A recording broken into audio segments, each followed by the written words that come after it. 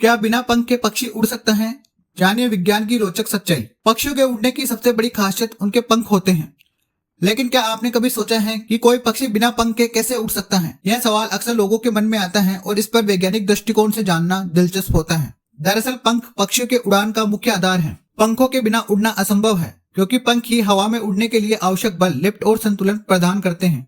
पंखों के बिना कोई भी पक्षी उड़ नहीं सकता। कुछ मामलों में जब पक्षियों के पंख टूट जाते हैं या वे घायल हो जाते हैं तो वे उड़ नहीं पाते और जमीन पर ही रह जाते हैं।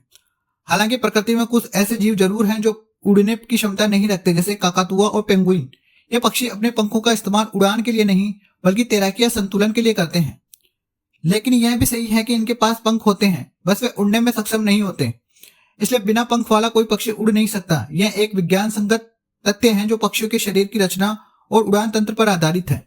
यदि कभी ऐसा कोई पक्षी दिखाई दे, वह प्राकृतिक नियमों के खिलाफ होगा और वैज्ञानिक जांच का विषय बनेगा। पंख पक्षियों की उड़ान के लिए अनिवार्य है। बिना पंख के उड़ना मात्र कल्पना ही रह जाता है। इस विषय पर वैज्ञानिक अध्ययन और जानकारियां हमें प्रकृति के नियमों को बेहतर समझने में मदद करती हैं। Bureau report, एंसफुल।